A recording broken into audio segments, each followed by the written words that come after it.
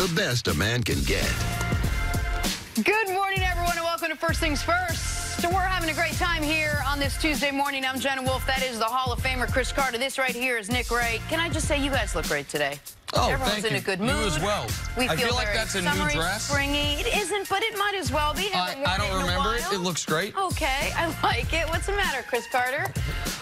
Dress might be new, but you guys is the same old act. Same old act, different day. Absolutely. That's what makes us so lovable. You. I appreciate the compliment on the consistency. Thank you very much. We much appreciated. We got a big show for you today, talking some football. Big Ben is ready to move on without El Bell and Antonio Brown. Cam Newton, he's setting some lofty expectations for himself. We'll hear from him. But we got to start with what's happening with the Dallas Cowboys. Ezekiel Elliott continues his holdout. And why hold out at home when you can hold out in paradise? According to reports, Zeke is heading to Cabo to work out and stay in shape while away from the team. The star running back may have led the league in rushing 2 of the last 3 seasons, but his owner, Jerry Jones, says there is more needed when it comes to winning football games. You don't have to have a rushing champion to win a Super Bowl, but Emmett was the first one to do it. And that's one of the dilemmas at running back, is that the league knows that you can win Super Bowls and not have the Emmitt Smith back there or not have Zeke back there. Consequently, when we are looking and putting Zeke's contract in place, we've got to realize that the ultimate goal is to win the Super Bowl. And so you've got to do all of the things along with having Zeke that allow you to have other players so that you can win the Super Bowl. And that's what we're going through. CC, a lot of people took what Jerry Jones took what he had to say by surprise yesterday. What did you make of his comments? I'm not surprised by it. It's not that Jerry's saying that the Dallas Cowboys and Ezekiel Elliott, like, I think they'll get the deal worked out at some point, but Jerry is trying to make sense of all the things he said about Dak, all the things he knows he's got to do about Amari because he traded for him. But does he believe, when he sits down, if he was sitting down with some finance people and they were talking about what's the Dallas Cowboys business plan, and Jerry would be like, we're going to run the ball at them. We got a decent quarterback. We got pretty good wide receivers and skilled people, but we're going to run the ball because our best player is Ezekiel Elliott. Now, he might not win the rushing title, but Jerry knows he's the best player on that team. Jerry knows his football, but you just have to realize Jerry's backed into a corner at this point.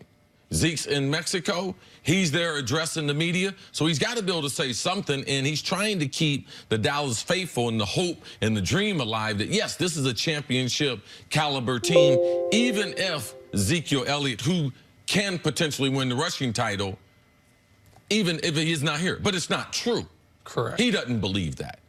There's no way he puts that roster together with that offensive line and thinks that, you know something, can that defense hold up if they have to play 35 minutes? No. Last year it showed when they played under 30 minutes, 8 times, they were 8-0. And the reason why? It was because of that running back that he has. Now, is there enough money to go around? If Emmitt Smith, if he thought the way Ezekiel Elliott did at that time, could he win 3 rushing titles and 3 world championships? No. Their team was totally different. They had a Hall of Fame quarterback. They had a Hall of Fame wide receiver. And both of those were going to be paid as far as one of the top in their grouping. So this is totally different. And the reason why it hadn't happened an awful lot is because you have to have some type of balance. There's only been a few teams over the 100 years that have been able to do it. In the last 30 years, we've only been 4. Dallas did it 3 times with Emmett. Terrell Davis did it, that 1998 team that had Rod Smith, Ed McCafferty, our man Shannon Sharp, Hall of Famer, John Elway, Hall of Famer. Like, so you need some other Hall of Famers around the last time we've seen this happen. So I don't think Jerry means it literally. We can go out and win a world championship and Zeke sit out. Yeah, in general, especially in 2019, you might not need the average team, the typical team, the random team, a great top-of-the-league running back to win a Super Bowl. But the Dallas Cowboys sure as hell do.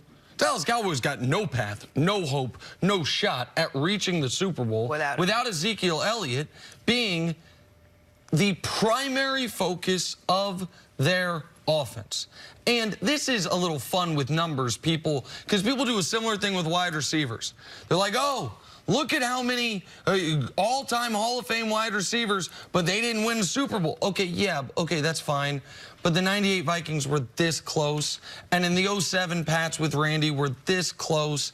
And we know, and T.O. was in a Super Bowl where he was the best player on his team, and they were this close. Like, yeah, there have been a lot of rushing champs that have won a Super Bowl in the last 20 years. Part of that's because the Patriots have won 6 of them, and the Patriots haven't had a standard 1,500-yard rusher in that period. But Marshawn Lynch almost won the rushing title the year they won the Super Bowl. Ray Rice went for 1,200. LeGarrette Blount, even with the Patriots, went for nearly 1,200. So it's a little funny numbers there. But specifically for the Cowboys, when Chris says they painted themselves into a corner, Stephen Jones told the world that Zeke's new contract starts at Todd Gurley's.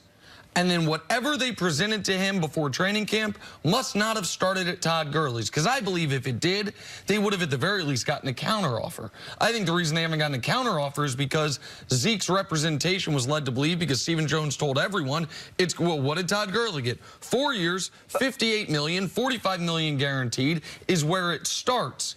And if your initial offer to me is not what you said to the world it was going to be, I don't need to counter, because you know where this thing needs to start. And now all of a sudden, to me, both parties here are going down a dangerous path where they seem to be getting more and more entrenched. And obviously, the Cowboys desperately need Ezekiel Elliott. I wonder if Stephen Jones' comments from earlier in this season came before or after Zeke got into a little bit of trouble with the law, with the concert and all of it, and maybe they use that as, hey, listen, you were on the right path, but because of this, we're going to negotiate a little bit with the numbers. But wasn't it the year that the Cowboys won the Super Bowl that Emmitt Smith held out for a couple of games? When they won their second Super Bowl. Right, 93. so he held out for 2 games. Then Jerry Jones ended up paying him, and they went on to win the Super Bowl. How much of that plays into what Jerry Jones, you think, might do, or Jerry Jones, you think, will hold steadfast? Well, I think that every situation that you've experienced in the past, and Jerry's been around the NFL for a long time, you learn from it. But this team is totally different. The dollars allocated to other players is totally different. Them being against the salary cap at this point is different. Emmitt, he deserved that money. Jerry was just trying to be hard-headed and ultimately surrendered because the team was losing and the product would suffer. If they were to start off bad, he would be in the same situation again. But he has to realize most teams in the NFL, they don't need someone like Zeke. Since 2008, the Super Bowl champs there's only been 3,000-yard rushers on those Super Bowl champs in the last 11 years. So, but this Dallas team is put together for Ezekiel Elliott to dominate. These other teams have been winning the Super Bowls. They're not put together that way. So I do believe Jerry's going to be forced into this because he can't think in his right mind that this Dallas Cowboys team is a championship team without their best player. And in '93, they were coming off a Super Bowl. Chris mentioned the Hall of Famers they had in offense. They also had dominant players like Charles Haley and Leon Lett and Darren Woodson on defense. They started out 0-2. And then the rest of the way, they went 15-2 once they got Emmitt back. If this Cowboys team starts out 0-2, their Super Bowl hopes, to me, would be dead in the water right there because of who they played at the beginning of the year, because of the necessity to have either home field advantage, or at the very least win your division with a difficult Philadelphia team fighting you for it. Like, what they did in '93 is once in a generation or multiple generation NFL history stuff. You can't expect that to be duplicated this season. Well, regardless of what happens with Ezekiel Elliott, Cowboys went out yesterday. They signed a running back, Alfred Morris. We'll talk more about that and what that means for the Cowboys now. But coming up, hey, we haven't talked about Cam Newton in a few minutes. Can he return to MVP form? That's next on FS1. You can always check us out on the Fox Sports channel on SiriusXM. We'll be right back.